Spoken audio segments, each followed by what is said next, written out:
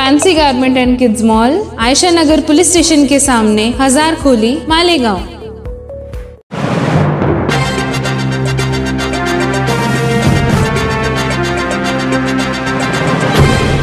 देखते रहिए the prime news Abdul Rahman के साथ।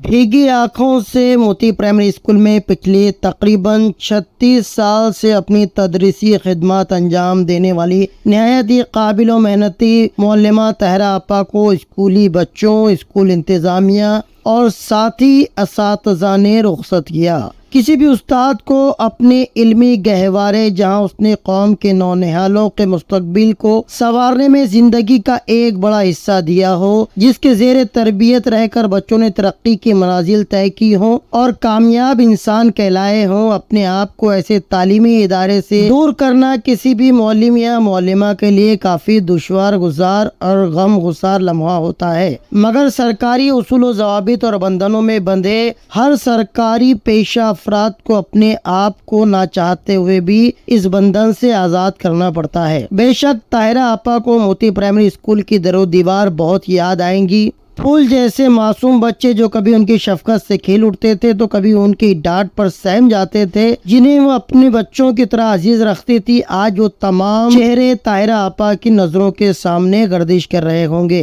स्कूल इंतजामिया जिसने हमेशा ही आपा की तदरीसी काबिलियत की कदर की, उन तमाम मेहरबान चेहरों को वो कैसे भूल सकेंगी। एक लंबा अरसा साथ गुजारने वाले साथी असातिज़ा जो हमेशा आपा की रहनुमाई के मुतमन्नी रहते थे, आज अपनी इस साथी के बिछड़ने पर गम की तस्वीर बने बैठे थे। हर किसी ने ताहिरा आपा की आला ज़र्फ़ी, इल्मी काबिलियत, संजीदा शख्सियत का एतराफ़ व इजहार किया। ताहिरा आपा की खिदमत में स्कूली इंतजामिया की तरफ से एक अलविदाई तकरीब जनाब हिफ्ज़ुर रहमान अब्दुल बारी सेक्रेटरी मोती प्राइमरी स्कूल इनकी सदारत में मुनक़िद की गई। इस मौके पर ताहिरा आपा की खिदमत में कीज़े ज़र, मोमेंटो और दीगर तोहफे पेश किए गए। वहीं साथी असातिज़ा ने भी तोहफे और दुआओं का नजराना पेश किया। इस तकरीब के वक़ार में चार चांद उस वक्त लग गया जब शहर की होनहार तालिबा दुख्तर कौम वजिया मरियम एडवोकेट शोएब अहमद, जिन्होंने रॉयल कॉलेज मालेगांव से फिजियोथेरेपी में नुमाया कामयाबी हासिल करते हुए पूरे महाराष्ट्र में अव्वल मकाम हासिल किया और उन्हें 3 गोल्ड मेडल से नवाजा गया। यहाँ उनके एजाज में तहनीती तकरीब का भी इनेकाद हुआ, जहाँ पर उनकी खिदमत में मोमेंटो और तोहफे पेश किए गए। कौम की इस बेटी की आंखें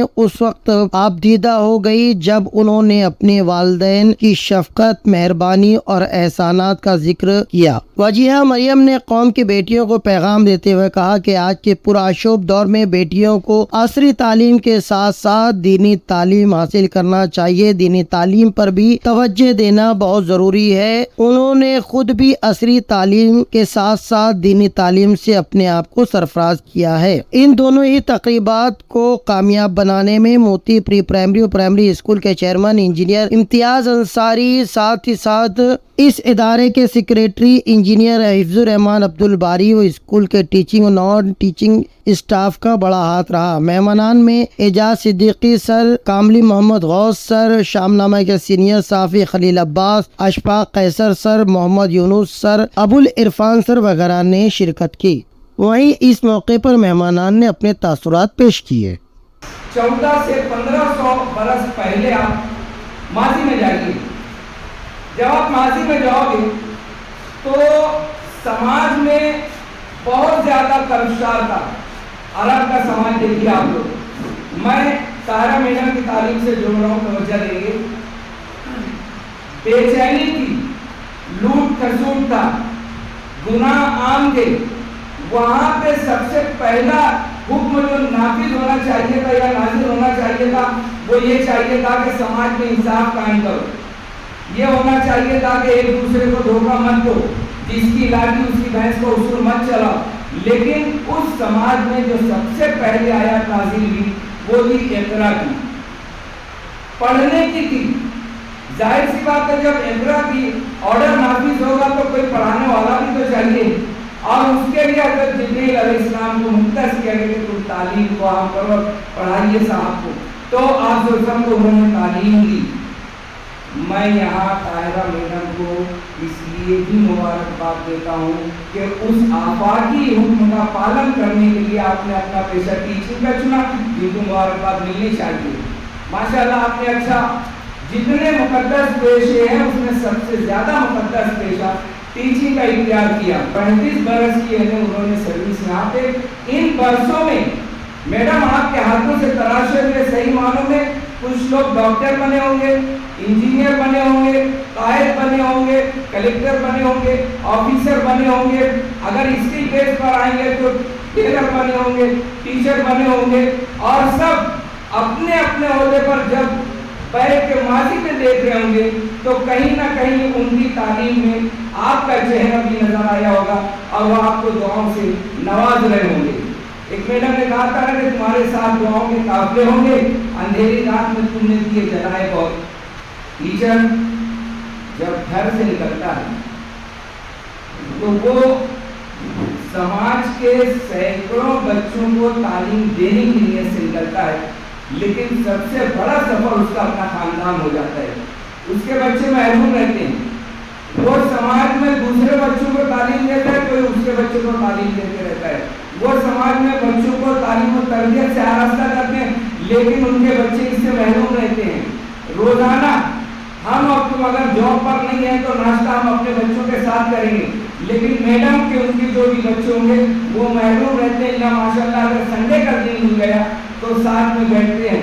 تو یہ ٹیچر بہت بڑی قربانی دیتا ہے کہ ایک خاندان کی تمام ذمہ داریوں کو نچھاور کر کے وہ سماج کے سینکڑوں خاندان کی آبیاری کرتے ہوئے اپنی زندگی گزارتا ہے، جس پر اس کو بے انتہا اجر کرتا ہے اور انشاءاللہ ملے گا.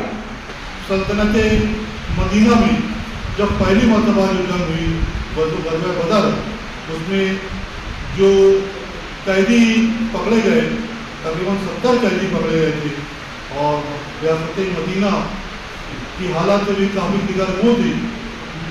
وہاں کے عوام پاکوں سے رہا کرتی تھی، ان کو پیسے اور مال کی بہت زیادہ ضرورت تھی. اس وقت بھی اس معلم امید نے صلی اللہ علیہ وسلم نے جبکہ ان قیدیوں سے بڑی رقم لیا جا سکتا تھا فدیے کے طور پر، انہوں نے ان سے سب سے پہلے جو چیز رکھی وہ یہ کہ آپ میں سے جو لوگ پڑھنا تعلیم حاصل رکھتے ہیں وہ ہمارے بچوں کو پڑھنا لکھنا سکھا دیں، یہی ان کا فدیہ ہوگا. چنانچہ ایک ایک قیدی کے سلسلے میں 10 بچے لگائے گئے. اس طرح سے مدینہ کی ریاست میں ریاست مدینہ میں بچوں کو جو پہلی مرتبہ جو تعلیم کا زور چلا وہ قیدیوں کے ذریعے سے جو دیا گیا. میرا مطلب کہنے کا یہ تھا یہ ہے کہ تعلیم کی اہمیت کو اللہ کے رسول صلی اللہ علیہ وسلم نے مال و زر سے اوپر اہمیت دی، جبکہ وہ اس وقت کافی ضروری چیز تھی ایک حکومت کے لیے، ایک ریاست کے لیے. اس چیز کو کوئی ایسی ضرورت جو ہے دنیا کے ہر دور میں رہی ہے، اور ہم اور آپ اسی ضرورت کو پورا کرنے کے لیے کا ایک ذریعہ ہے. اللہ تعالیٰ نے ہم کو اور آپ کو یہ منصب دیا ہے کہ آپ اپنی قوم کے بچوں کو نوجوانوں کو جوہر تعلیم کا راستہ کرتے ہیں. اور آپ جانتے ہیں کہ تعلیم علم اور تربیت مل کر بنتی ہے. صرف علم ٹرانسفر کر دینا، اپنے دماغ سے بچوں کا دماغ میں منتقل کر دینا، یہ علم ہی منتقل ہوتا ہے، مگر جب اس کے ساتھ میں تربیت ہو جاتی ہے اس علم کی حفاظت پوری ہوتی ہے. اور وہ تعلیم کہ آپ کی کلاس سے کبھی چلانے اور ڈانٹنے کی آواز میں نے نہیں سنی، نہ کبھی میں نے بچوں کو سزا دیتے ہوئے آپ کو دیکھا ہے. یہ ایک ٹیچر کا بہت بہت بڑی بات ہے. آپ ایک ٹیچر کے لیے میں جو چیز سمجھتا ہوں کہ ہوم ورک بچوں کی تعلیم کے لیے بہت اہم ہے، اور اس کو چیک کرنا اس سے زیادہ اہم ہے. آپ کا ایک یہ طریقہ رہا ہے کہ ہوم ورک روزانہ چیک کرتے تھے. ایک مرتبہ راؤنڈ پہ جو دیکھنے کو ملا کہ زبان سے پہاڑا جاری ہے، بچوں کو پہاڑا پڑھا رہی ہیں، اور ہاتھ اور نظر سے ہوم ورک چیک کیا جا رہا ہے. اس طرح سے تو یہ ٹیچر کہتے ہیں کہ وقت نہیں ملتا، یہ ان کے لیے ایک مثال ہے۔